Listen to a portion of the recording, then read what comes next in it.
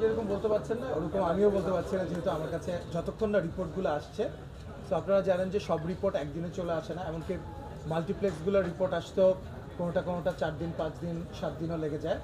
কিন্তু হ্যাঁ, you R right যে আমরা তো ট্রেন্ডটা ধরতে পারি, বুঝতে পারি, শো সংখ্যা প্রতিদিন জানতে পারি। যেমন আমি আপনাদেরকে বলেছিলাম যে এই সিনেমাটা ব্লকবাস্টারের পথে যাচ্ছে। আজকে একজন প্রশ্ন করলো একটু আগেই নিশোকে, আমি দেখলাম যে সুরঙ্গর মতো এটাও ব্লকবাস্টার হতে যাচ্ছে। তো আপনার কি মনে হয়?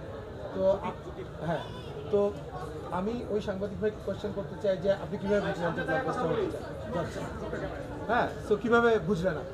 আপনি যেভাবে বুঝেছেন সেভাবেই আমরা বুঝেছি, বরং আমাদের কাছে আরও, আপনি তো পারসেপশন ওয়াইজ বলেছেন, আর আমরা পারসেপশনের সাথে আমাদের কাছে ডেটা আছে এবং নাম্বার আছে, সেটার ধরে এবং ট্রেন্ড ধরে আমরা বুঝতে পারি যে একটা ছবি ভালো করছে কি খারাপ করছে। যেমন একটা এক্সাম্পল দিই আপনাদেরকে।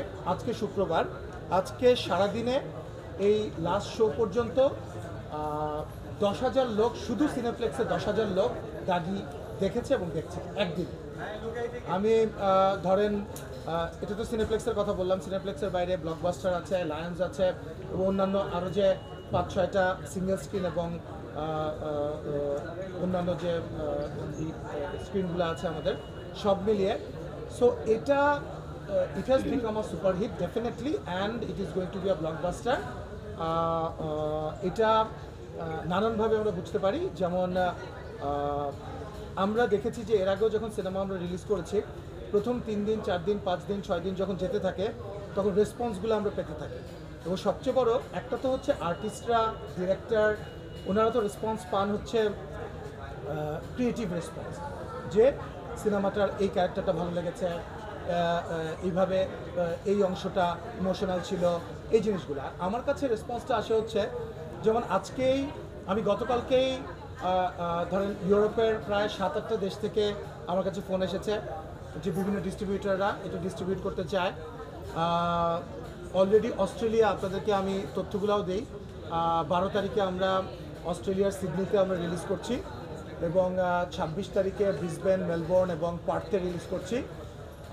25 তারিখে আমরা এন্টায়ার নর্থ আমেরিকাতে রিলিজ করছি, যেটা অ্যাক্রস আমেরিকা। সো এবং অন্যান্য জায়গায় আরও পৃথিবীর যেখানেই বাংলা ভাষাভাষী রয়েছে সবাই আমাদেরকে এখন যোগাযোগ করছে সিনেমাটার জন্য।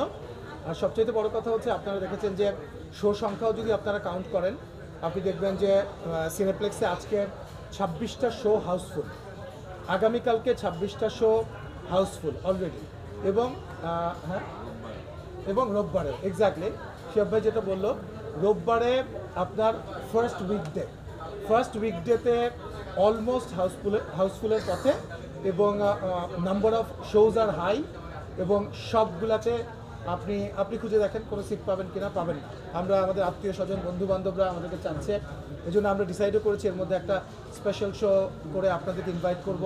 আমার ধারণা আপনারাও হয়তো দেখতে পারেননি সবাই, আমরা চাই আপনারা দেখেন, আপনারা আমরা যে কথাগুলো বলছি সেগুলোর সঙ্গে মিলিয়ে নেন, আপনাদের কেমন লাগে সেটাও আপনারা আমাদেরকে জানান।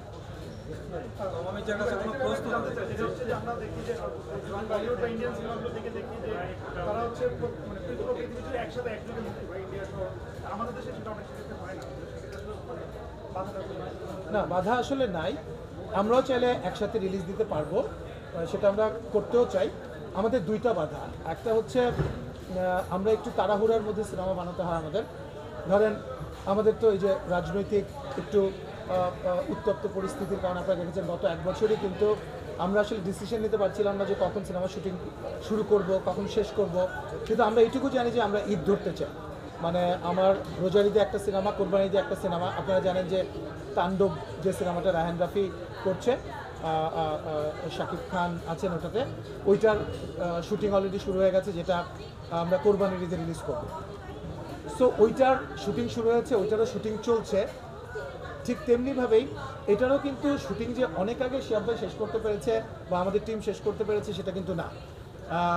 এবং পোস্ট প্রোডাকশনের জন্য দেখা যায় যে অ্যাডিকুয়েট টাইমটা দরকার, সেই টাইমটাও অনেক সময় কম হয়ে যায়। সো আপনারা জানেন যে বাংলাদেশে যখন আমরা সেন্সারটা পাই তারপরে আসলে দেশের বাইরে সেই সেন্সার সার্টিফিকেটও প্রোভাইড করতে হয় আমাদের, তারপর সেখানে ক্লাসিফিকেশনস এবং অন্যান্য ফর্মালিটিজের ব্যাপার থাকে, তারপরে আমরা আসলে ডিসাইড করতে পারি যে কোথায় কখন রিলিজ হবে। So but you are correct যে আমাদের এরপরে ভবিষ্যতে ইচ্ছা আছে যে একই সঙ্গে সারা পৃথিবীতে একই দিনে রিলিজ করার। আরেকটা বিষয় হচ্ছে, আমি দেখেছি যে এক্সপ্যাট্রিয়েট যারা আছে তারা ওয়েট করে যে কোন সিনেমাটা আসলে বাংলাদেশে ভালো যাচ্ছে। ধরেন দাগি প্রথম দিন যেমন গেছে, সেকেন্ড দিন, থার্ড দিন, আজকে ফিফথ ডে, এখন কিন্তু গ্র্যাজুয়ালি কিন্তু এটার আপনারা দেখেন এটা হাইপ বাড়ছে, আরও দর্শকের ডেসপারেশন আরও বাড়ছে, টিকিট পাচ্ছে না। সো এই নিউজগুলা, এই ঘটনাগুলোও কিন্তু যখন সারা পৃথিবীতে লোকজন দেখতে থাকে, বাংলাদেশিরা এবং বাংলা ভাষাভাষীরা, তখন তারা আরও বেশি ইন্টারেস্টেড হয়। তখন দেখা যায় যে ওই দর্শকটা অলরেডি তৈরি হয়ে যায়। সো আমি দেখেছি যে ডিস্ট্রিবিউটরদেরও একটা টেন্ডেন্সি থাকে যে বাংলাদেশে রিলিজের হয়তো এক সপ্তাহ পরে বা দেড় সপ্তাহ পরে বা 3-4 দিন পরে এরকমভাবে তারা রিলিজ করতে চায়। সো এটা একটা ট্রেন্ড হয়েছে। বাট আমাদের ইচ্ছা আছে, আপনার সাথে আমি একমত, যে ভবিষ্যতে কোনো এক খুব তাড়াতাড়ি আমরা একদিনে সারা পৃথিবীতে একই সঙ্গে সিনেমাটা রিলিজ করতে চাই, এরকম সিনেমাও আসবে।